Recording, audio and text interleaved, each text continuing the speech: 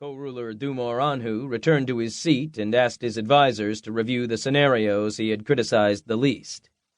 The first advisor approached the glowing screen, leaning on a crooked, knotty staff.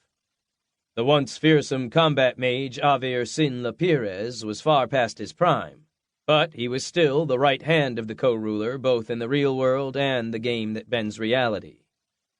The great mage fully trusted his first advisor, who he considered his closest friend and basically a relative.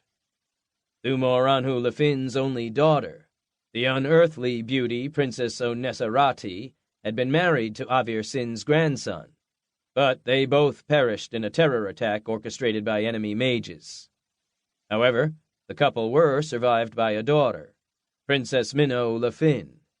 Though not wealthy or too influential, the Lapires dynasty was ancient and proud, and if Dumor Anhu were to pass unexpectedly, they would be Princess Minnow's only source of protection and support. The co-ruler always bore that in mind, and so tried to maintain good relations with the first advisor and his kin. Meanwhile, the doddering old mage Avir Sin slurped down 2 magical strength elixirs, not ashamed to consume them in full public view. After that, he set his heavy staff aside. The old man was not accustomed to newfangled anti-grav helper drones, so, as in days of yore, he picked up a remote control and a laser pointer. Of the plans elaborated by my colleagues, just 2 warrant further consideration.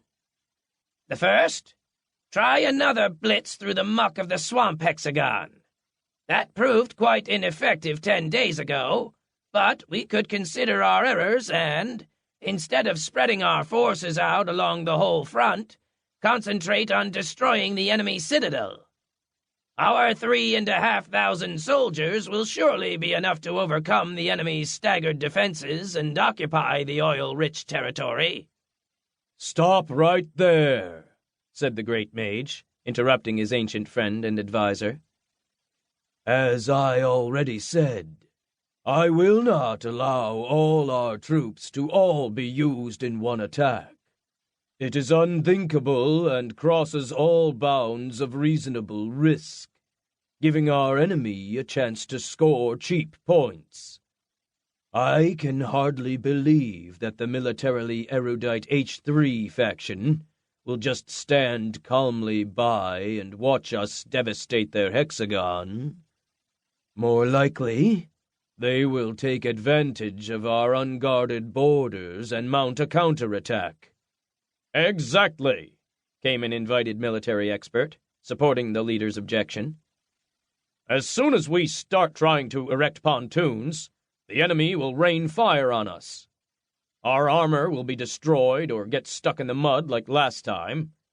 And while thousands of our players trudge from landmark to landmark through waist-deep muck, struggling to keep their weapons clean, the enemy will burst into the grain or capital hexagon and destroy infrastructure we cannot afford to lose. Last time, they were able to do just as much damage with one lone raiding party as we did with our whole assault. But this time, the enemy has hundreds of galloping centaurs at their beck and call and many raiding groups. Sure, we may capture the swamp hexagon, but it will come at the cost of our most productive and developed lands. And then our faction's position will be truly hopeless." "The most we can allocate to any assault without risking disaster is 2,300 soldiers," said Dumor Anhu Lefin, setting a concrete limit. The advisors then got back to thinking. For a long time, no one said anything. They were all too immersed in calculations and studying the lines of fate. Finally, the prolonged silence was broken by the youngest advisor, Mage Diviner Makpeyu Unroy. "With an assault force of that size, the likelihood of capturing the grain hexagon is just 18%. Given that is the most promising vector of attack, the enemy will be expecting us there. So, I'm sure that not only will their previous fortifications be rebuilt, they will also have new lines of defense, firing points, and minefields. There is more than an 80% chance.